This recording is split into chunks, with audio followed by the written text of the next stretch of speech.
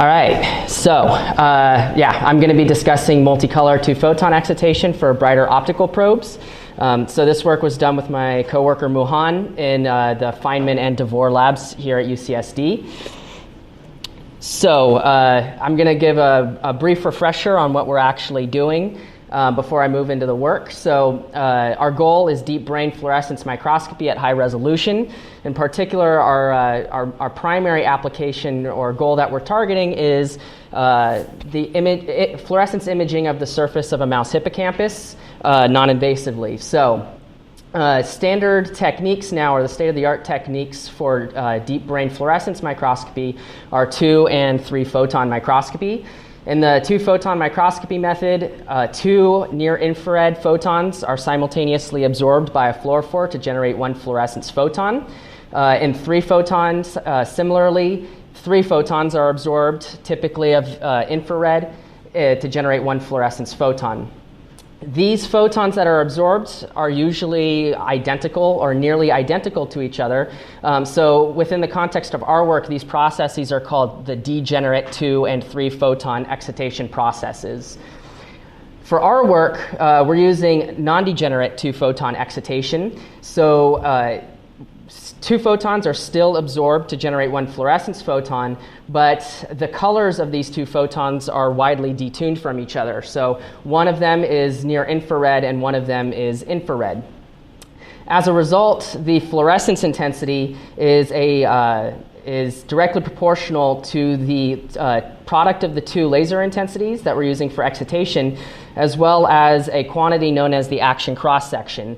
The action cross-section is the fluorescence quantum efficiency multiplied by the absorption cross-section of this process. So you can think of the action cross-section as being a measure of the brightness of any particular fluorophore.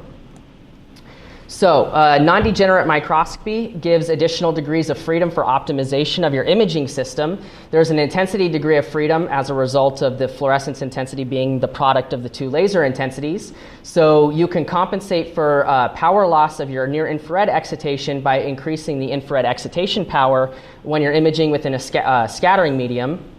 There's a wavelength degree of freedom. So independently with the 2 lasers, you can target tissue transparency windows to minimize the effects of scattering loss. And then what I'll show you today in this talk is that fluorophores have greater absorption cross-section under non-degenerate 2-photon excitation. So in other words, the brightness of dyes increases just naturally as a result of the physics of non-degenerate 2-photon excitation. There's also a displacement degree of freedom. So now, because we're using 2 excitation lasers, we can displace the 2 lasers in space in the optical path, making it such that they only interact at their mutual focal point underneath the microscope objective. And as a result, in a densely stained sample, this would reduce the amount of out-of-focus fluorescence generated. And then one final benefit, which we're working on verifying right now, is that either laser can be used as a guide star for adaptive optics optimization. And this is something I'm not going to show any data for. So this is a simplified block diagram of what you would need to make a non-degenerate 2-photon microscope. So you'll need a near-infrared source. The one we're using is a coherent chameleon. It's a Ti-Sapphire laser, 80 megahertz rep rate. Pulse widths are around 150 femtoseconds, and it also has a tuning range of 680 nanometers to about 1080 nanometers. To generate our infrared beamline, we use the chameleon to pump an optical parametric oscillator, which is called the chameleon OPO. And the chameleon OPO has a 15% beam splitter in it that allows us to pick off 15% of the chameleon pump and use that 15% as our near-infrared beamline. The rest of the chameleon pump goes into pumping the OPO, which generates our infrared light, which is between 1,000 nanometers and 1,600 nanometers at the same rep rate and similar pulse widths. So we have 2 beamlines, infrared and near-infrared, and the rest of these optics are used to overlap the pulses from each of these beamlines in space and in time underneath the microscope objective. So in the near-infrared path, we have an optical delay line, which tunes the time delay between pulses. And in the infrared path, we have 2 walking mirrors and a defocuser, which are the optics which allow us to overlap the focal points of the infrared and near-infrared beams underneath the microscope objective. There's also a half-wave plate, which is used to co-polarize the 2 laser beams. And then one of the walking mirrors is a dichroic, which is used to combine the 2 optical paths before sending them into the rest of the microscope. So the rest of this optical path can be a commercial 2-photon or 3-photon scanning microscope, but the one that we have on the table now is one we've custom built.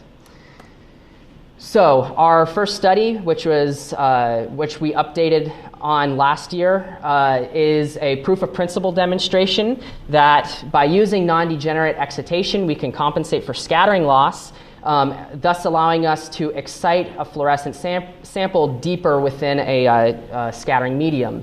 So this was published towards the end of last year, so if you're interested in the details of that, feel free to look that up. But basically, the gist of this is that within our proof of principle, by introducing the non-degenerate 2-photon excitation mechanism, we were able to achieve a 200 micron increase in our maximum excitation depth. So what that would mean practically for an imaging system means we could image 200 microns deeper within a scattering medium. So one caveat with all of this, because this was a proof of principle, we did this with optics we had lying around in lab.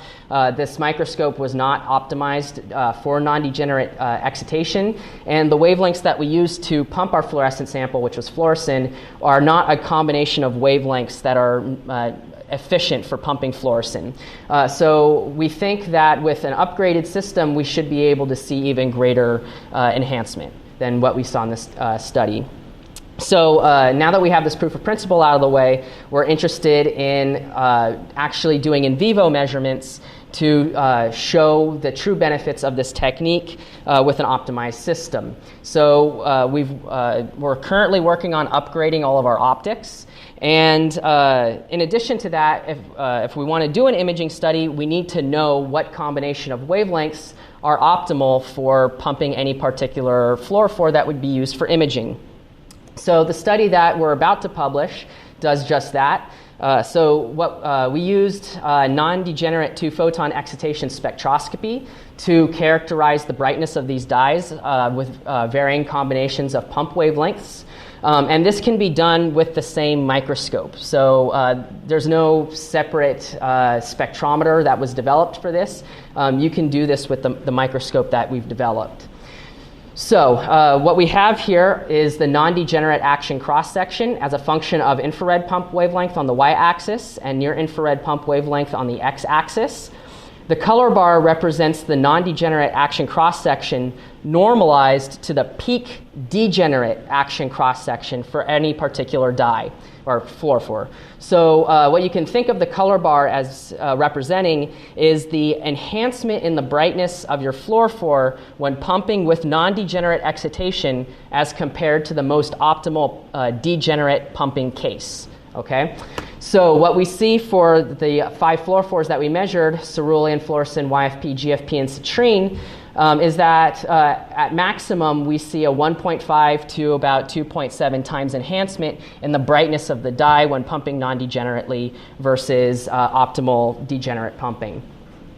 The most striking feature that you'll notice in each of these spectra are these diagonal lines which cross through this way.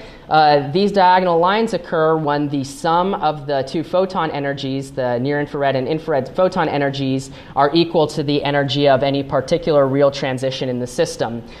So you get the optimal brightness in your dye when you pump on resonance, as you would expect. So now the question is, where does this enhancement come from?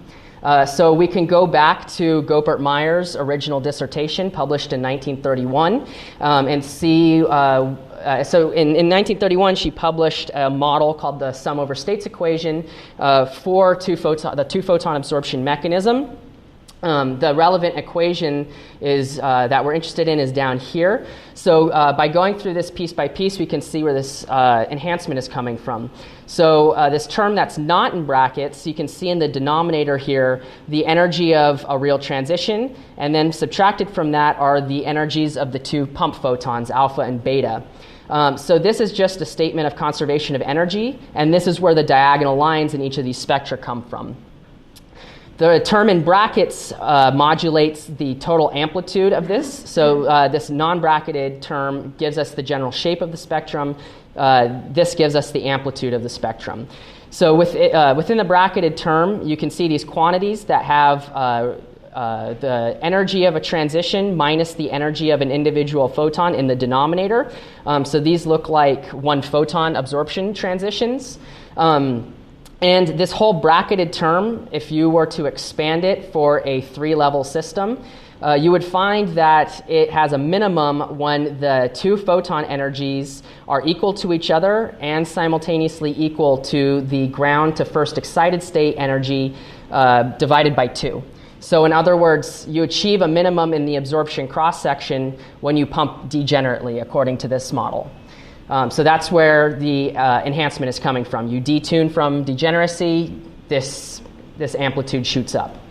Okay? Now, to sort of convince you that this model is reasonable, I've constructed a 3-level system based on the spectral data from M-citrine. So you have a ground state and 2 excited states, and the energies of these excited states correspond to specific peaks in the degenerate excitation spectrum.